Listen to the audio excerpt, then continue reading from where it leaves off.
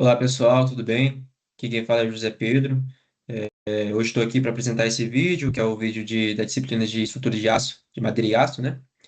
E hoje, com base naquilo que o professor João Vitor nos propôs, é de apresentar como se fosse uma aula das estruturas daquilo que, de fato, agora a gente vai ver após os cálculos. Então, dentro da sala nós tivemos a parte de cálculos, então agora nós iremos aqui ver como que a estrutura é fabricada, montada, conectada na prática, né? Então, como que esse aço é feito de fato. Então vamos comigo para a gente poder apresentar essa aula aqui. É, E hoje nós iremos ver aqui sobre perfis de aço, né? Então, o nosso primeiro bloco, nós iremos dividir aqui em quatro blocos. E o nosso primeiro bloco vai se falar sobre perfis de aço, os tipos que eles existem, como são fabricados e onde cada um deles é aplicado. Em segundo lugar, nós iremos falar sobre uma edificação exemplo, né? Para entender na prática como que a estrutura funciona, do telhado até a fundação, tudo mais. Em terceiro lugar, nós iremos falar sobre um tema que cai muito em prova e na vida profissional, que é sobre ligações soldadas e parafusadas, como que essas peças se conectam entre si. E por último, as normas técnicas, o que a NBR exige, algumas curiosidades sobre o material que a gente usa tanto e conhece tão pouco. Então, e nós iremos dividir sobre esses quatro blocos. Bora lá para que a gente possa continuar. Então vamos lá. Por que construir em aço? É, Repara nesse ponto aqui nessa tela. O aço tem uma resistência mecânica enorme para o peso que ele tem, muito mais eficiente que o concreto nesse quesito. A montagem é rápida, porque as peças já chegam prontas de fábrica em obra. Então é praticamente só parafusar e soldar. Então, a precisão é industrial, milimetricamente ali, vamos supor, como se a Celor, que ela manda as peças para nós, né? E ela também é sustentável porque é 100% reciclável. Então, permite vãos maiores, com seção bem mais esbeltas do que o concreto armado. E é flexível, dá para reforçar, ampliar, desmontar e remontar em outro lugar. Guarda esses seis motivos que eles explicam tudo que a gente vai ver daqui para frente. Pois bem, para não ficar tudo no campo da teoria, eu escolhi uma edificação real. Essa aqui é a edificação lá em Guarulhos, da ArcelorMittal. E,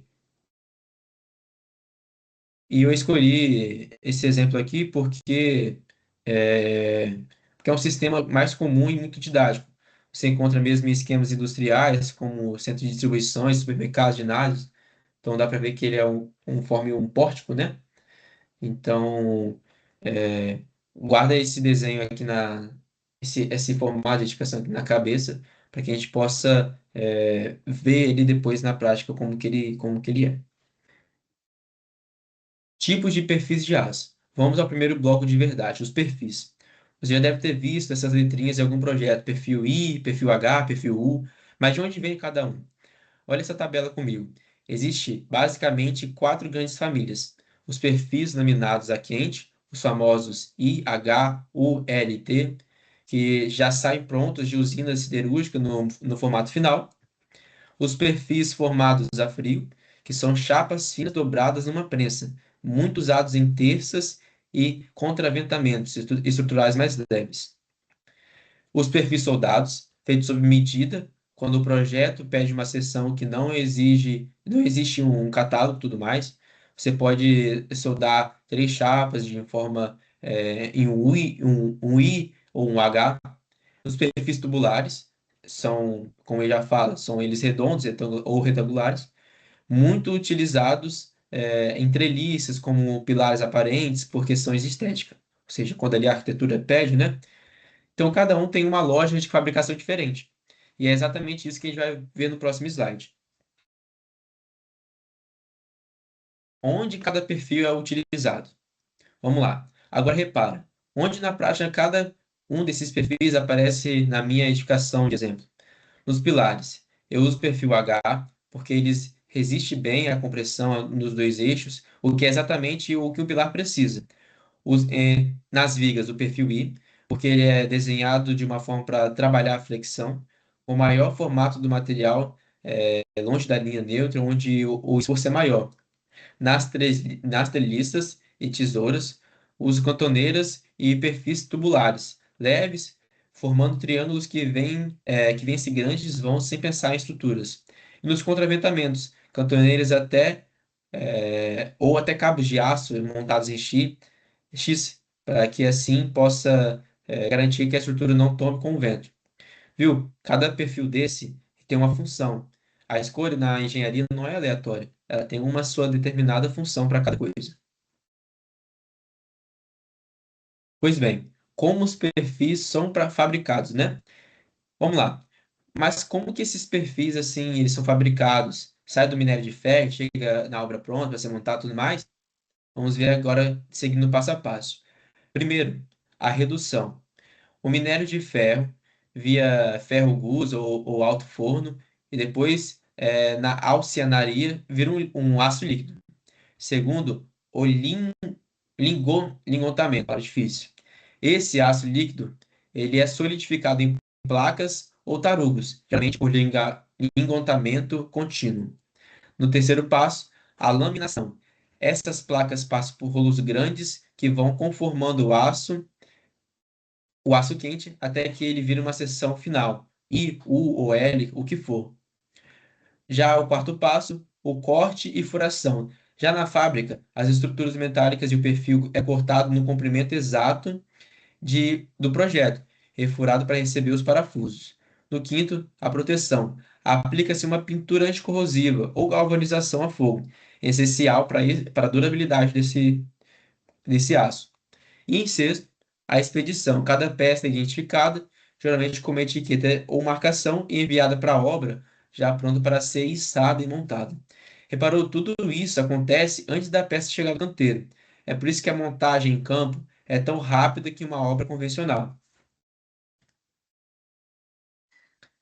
Agora vem a parte que dá para a gente entender por onde que vai a carga dentro da estrutura. Imagina que está chovendo e eu ventando na minha indicação exemplo. Vamos seguir o caminho de carga passo a passo, olhando para o esquema. Ela começa na cobertura. A telha recebe o peso próprio, vento, sobrecarga, e essa carga desce para as terças, que são os perfis U ou Z, que ficam apoiados nas tesouras que sustentam as telhas. As terças descarregam as tesouras ou as vigas principais, que são responsáveis por vencer o vão principal da estrutura. As tesouras descarregam as suas cargas nos pilares, que recebem esse esforço e transmite basicamente por compressão lá para baixo. E por fim, os pilares descarregam na fundação, que é o que realmente dissipa toda a carga no solo, ou seja, uma sapada para um bloco sobre estaca. E não esquecemos, além dessa carga vertical, tem o vento empurrando a estrutura de lado, entre os contraventamentos. Que é isso que a gente vê nessas estruturas, garantindo que o poste não tome. Entendeu o caminho? A estrutura é assim: é a cobertura, terça, tesoura, pilar, fundação e a espinhal dorsal, que é a estrutura de qualquer estrutura metálica, no caso, né? Ligações soldadas. Beleza. Até agora, a gente já sabe qual perfil vai aonde, surge da onde, mas a pergunta não quer calar. Como que essas peças que se conectam entre si, né? A primeira forma é a solda. Existem dois tipos de solda. A solda filete, que é a mais comum e usada por peças perpendiculares ou sobrepostas, e a solda de topo, ou de entalhe, que é quando as peças estão no mesmo plano e exige uma preparação de borda, um chanfro antes de soldar. Na prática, o processo mais usado na fábrica é o MIG, ou MAG, em obra é utilizado ainda o eletrodo é revestido. Só que atenção, soldar uma estrutura não é como chegar no portão de sua casa e soldar tudo mais. Não é assim. Existe controle sério de qualidade.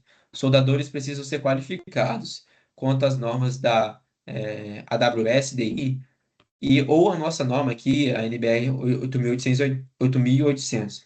E depois da solda pronta, elas ainda fazem ensaios não destrutivos, ultrassom, líquido penetrante, radiografia, para que garantir que ela não se trinque. A grande vantagem da solda é a rigidez. Ela cria uma continuidade estrutural muito boa. A desvantagem é que existe uma mão de obra especializada, ou seja, um controle rigoroso ali para que se a obra, aquilo que o soldador fizer ali, não seja realmente algo em vão, mas que seja algo que possa realmente resistir à estrutura.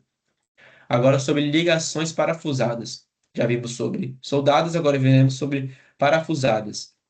A segunda forma de conectar as peças também é por um parafuso, e sinceramente é a mais comum em campo. Existem parafusos comuns, a STM A307, usado nas ligações secundárias com menor capacidade de carro, e também existem os parafusos de alta resistência, como o A325 e o A490, que são os protagonistas de ligações principais. Eles podem trabalhar por atrito quando são bem apertados e pré-tensionados, ou por contato, resistindo ao corte direto. E também ainda tem as chapas de ligação, que são os famosos glued pallets, do inglês, que fazem a transição entre as peças. Por que a ligação parafusada é tão usada? Olha as vantagens. A montagem é rápida, não precisa de soldador especializado no canteiro, dá para inspecionar visualmente o aperto e o que para mim assim é interessante desmontar depois, ou seja, se eu estou soldado ali com ela, eu tenho que tirar a solda, enfim, uma dor de cabeça. Ou seja, para manutenção ali, para ampliar talvez no futuro essa estrutura, a parafusada seria uma boa saída. Então vamos aqui para o comparativo dessa que é soldada ou parafusada. Qual que é melhor?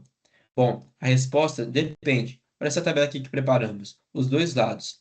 O local de execução, a velocidade, mão de obra, se é reversível e o comportamento estrutural. Mas na prática, a maioria das edificações combina os dois processos. Solda-se em fábrica, onde o controle de qualidade é mais fácil, o ambiente é mais controlado, e parafusa-se em obra, porque é mais rápido, mais seguro e para o montador, e não depende do clima. Essa combinação é literalmente padrão de indústria. Agora iremos falar sobre conexões entre vigas e pilares. Agora um detalhe que muda completamente o cálculo estrutural. Como a viga se conecta com o pilar? Existem três comportamentos possíveis. A ligação rígida ou engastada. Ela ali transmite o momento fletor integralmente entre a viga e o pilar, normalmente feita com a solda no topo, e ela aumenta a rigidez do topo e do pórtico. Também temos a ligação flexível ou rotulada. Ela transmite praticamente o esforço cortante.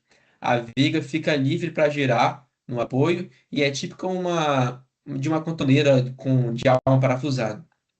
E existe um meio termo, ligação semirrígida, que transmite parcialmente o momento. Isso é, um assunto que é bem atual nas normas, porque representa melhor comportamento na rede estrutural, ou seja, ela pesa pelos dois lados ali. Não é uma ligação 100% rígida, mas também não é uma ligação 100% rotulada na prática.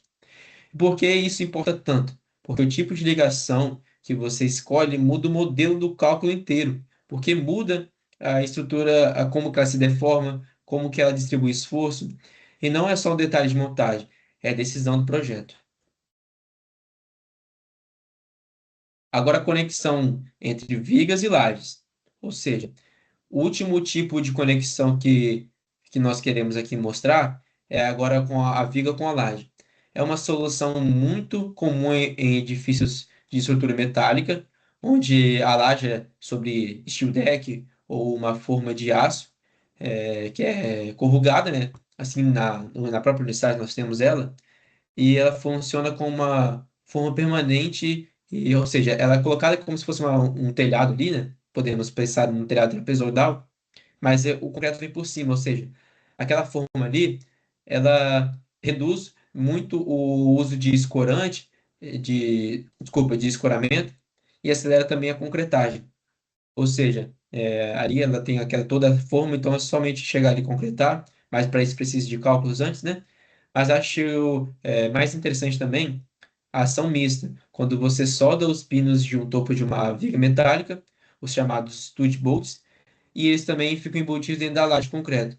O resultado é que a viga e a laje passam a trabalhar juntos, como se fosse uma peça só. É chamada viga mista. E por que isso é bom? porque aumenta a rigidez e a capacidade de carga da viga, reduz a altura do perfil necessário, melhora o comportamento de vibração do piso e ainda economiza aço, sem perder desempenho, ou seja, menos material, mesma segurança.